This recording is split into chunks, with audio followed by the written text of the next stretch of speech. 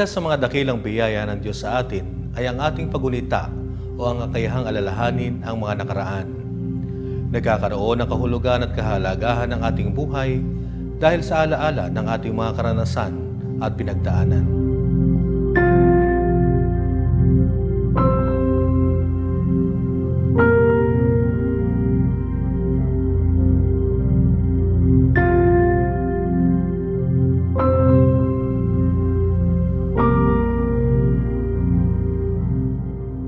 Nagkakaroon ng saysay ang ating kasalukuyang kalagayan dahil sa ating pinagmulan.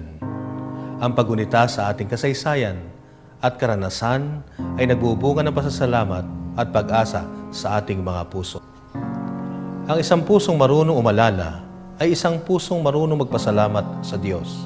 Sa pagkakataong ito, ng ating paghahanda para sa dakilang hubileo ng ating diocese sa taong 2013, tayo ngayon magbabalik tanaw sa 50 taon ng ating diocese. So itong ating ginaganap bilang launching for this Golden Jubilee Foundation ng ating diocese ay mahalaga palagi pagbabalik tanaw. Dahil sa pamagitan ng ating pagbabalik tanaw ay lalong nating sinasariwa at ginugunita kung paano gumagalaw ang Diyos. Importante yan sa lahat ng bagay. Sense of history. Hindi lang dapat na mag-move on. Palagi natin sinasabing, let's move on. Forward. Tama yun. But kailangan magbalik tanaw. Ang hindi lumilingon sa pinanggalingan, hindi makararating sa paroroonan. Ang pusod ng ating diocese ay nasa lungsod ng Cabanatuan. Ito ay isa sa pinakaunang parokya sa ating lalawigan. Matapos itatag ang parokya sa Gapan noong 1595, at ang misyon sa Barangay Santor, Bungabon noong 1636. Ang mga paring Agustino naman ay nagtayo ng misyon dito sa Cabanatuan noong taong 1700. Mula noon, sa pagsisikap nila at ng mga paring Prasiskano, natatag ang maraming parokya sa lalawigan ng Nueva Ecija.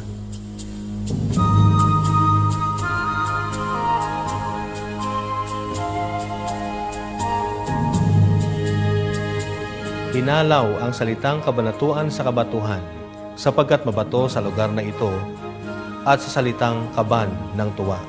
Pinagpala ng Diyos ang kabanatuan sapagkat pinagkalooban niya ito ng magandang lupa para sa iba't ibang mga pananim, lalo na ng palay, ang pinagkukunan ng pangunahing pagkain ng bawat Pilipino. Magdulot nawa ng tuwa, pasasalamat at pag-asa sa ating puso ang pagsangayon ng ating kasaysayan. Naway sa pag-alala natin sa nakaraan, ating dalhin sa puso ng kaban ng tuwa, ng pananampalataya, pag-asa at pag-ibig. Bago ang taong 1963, ang Nueva Ecija ay nasasakupan ng 2 dioceses. Ang dating diocese ng San Fernando, Pampanga ay nakakasakop sa Timog Nueva Ecija at ang hilagang bahagi ng ating lalawigan ay nasasakupan ng Archdiocese ng Lingayen, Dagupan.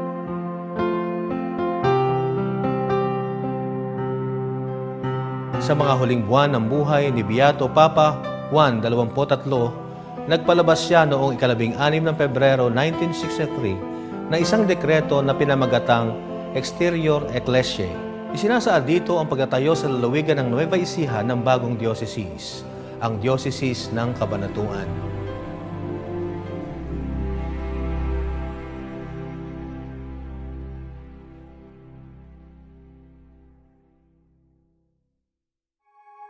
Maringal na pinasinayaan sa Katedral ng San Nicolas de Tolentino ang bagong diocese ng Cabanatuan noong 3 ng Hunyo at kinabukasan, 4 ng Hunyo, inordinan at iniluklok si Obispo Gaviola bilang kauna-unahang obispo ng diocese ng Cabanatuan. Noong ordinasyon ni Bishop Mariano Gaviola, first bishop ng Cabanatuan, napakasayang pagkakataon noon. Nagdiriwang ang buong Nueva Ecija. Ang diocese noon na isa lamang, Nueva Ecija. Pero meron malungkot na pangyayari. Namatay si Pope John the 23rd habang siya inoordinahan o kasalukuyan na naordinahan siya. Si Bishop Gaviola bilang maayos na tagapamahala na isaayos niyang dahan-dahan yung ating diocese. Nagsekretaryo ako sa kanya, personal secretary. Nakita ko ang kanyang, yung kanyang sinatawag natin, availability. Availability niya sa lahat ng mga pare, mga laiko na gustong makipagkita sa kanya. Isa sa mga itinadhana ng Exterior Ecclesiae ang pagtatayo ng isang seminaryo upang maging pandayan at hubugan ng mga nagpapari. You saw me crying in the chapel. The tears I shed were tears of joy. I know the meaning of contentment. I am happy Noong when 17 ng Pebrero 1964, itinatag ni Obispo Gaviola ang Maria Assumpta Seminary. Dumating kami dito ng Mayo sapagkat dapat umpisahan ng seminaryo by June. Kami ang unang batch. Pumasok kami ng May 15, 1964. Kaya lang, kinabukasan, pinauwi na kami dahil Marami pang kulang, maraming kulang at hindi pa yari. Kaya pagsisimento ng harapan, wala pa.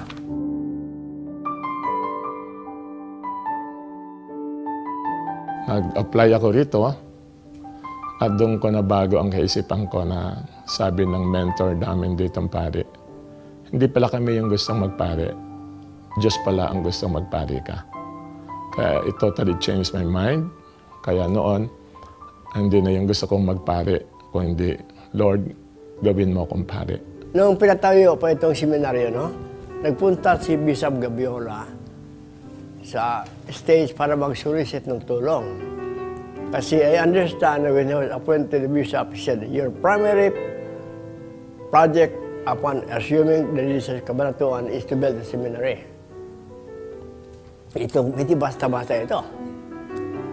Kaya nagpunta siya sa Amerika. Sinabi niya, para ba he was humiliated, napapahiya siya.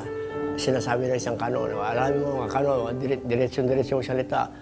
Ang problema niyo mga Pilipino na pupunta lang sa Amerika, papalimos. It was very humiliating, no? Pero meron na isang mayaman, may balak mag-tour sa Europe. Nung narinig niya how the bishop was humiliated, sinabi, Bishop, don't worry. I cancel my trip to Europe. I'll give it to the seminary.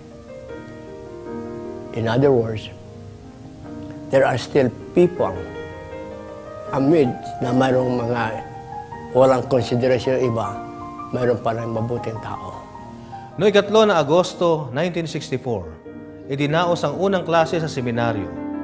Ang pangangalaga sa seminarista ay pinagkatiwala sa mga pari ng Society of the Divine Word o SBD mula 1964 hanggang 1972. Noong Hunyo 1967, si Obispo Gaviola ay natalaga bilang pangkalahatang kalihim ng kapulungan ng mga Katolikong obispo sa Pilipinas.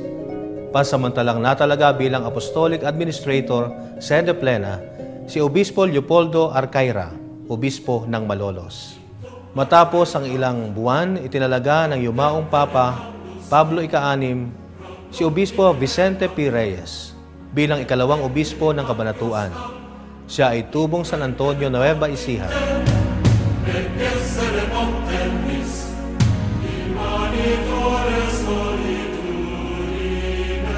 Pag sinabi niya, sinabi niya. Ito yun nung umpisa. Traditional siya, masasabi natin conservative in a way, pero at the same time, very innovative siya. Pero sa bandang dulo, natutuwa po kami na nagbukas siya ng kalooban niya at puso, tinanggap na at nagkatulong-tulong na rin kami. Itinutulak ang pagbabago ng Vatican II. Napakabait na tao and very, very prudent.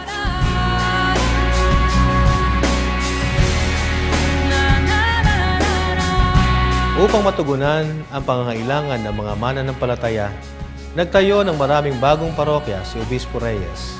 Matatag na parokya ng Santa Barbara noong May 24, 1976. naturuan ng pananampalataya ang mga tao rito. Tuwan-tuwa nga kami dahil nagkaroon kami ng parokya. Nagkaroon kami ng sariling pari. Ang aming parokya noon napakaliit pa. Si Father Caberte ang pari dito noon na siyang nangangalaga sa aming parokya. Ang mga constituents na nagsisimba riyan, kukunti lang pormero. Dahil kasi nung unang hindi pa parokya ito, halos ang tao rito ay makaitlo lang magsimba sa buong buhay nila. Marami siyang nahikayat ng mga tao dito sa amin.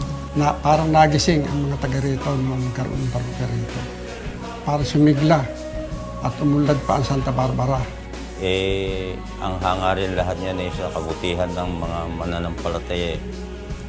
So, sa nakikita ko sa kanila, kung meron yung magandang programa yung umalis, ipinagpapatuloy nila. Itinayo rin niya ang tanggapan at ang tahanan ng obispo sa Barangay Sumakab, Cabanatuan City. Noong panahon din niya natapos ang Diocesan Catholic Center sa tabi ng seminaryo. Dito ginaganap ang mga klase sa kursilyo at ilang mga programa ng paghuhubog sa mga laiko. Nagkaroon ng mga recollection sa iba't ibang parokya. Kaya aktibo nung araw. Pag hindi ka kursilista, para ka bang tekenan na Christian lang nung araw. Yung participation ng mga lay people sa simbahan. Si Bishop Reyes ang unang nagtatag ng mga tinatawag natin ngayong lay ministers. No? Nag-lead ng mga Bible service, aralan sa mga barangay natin na hindi naman kayang puntahan ng mga pare. Isa rin sa mga mahalagang pangyayari noong panahon ni Obispo Reyes ay ang pagkakatatag ng monasteryo ng mga monghang Karmelita sa ating diocese. Itong lugar na ito ay nagsilbing sentro ng espiritualidad at panalangin ng ating diocese.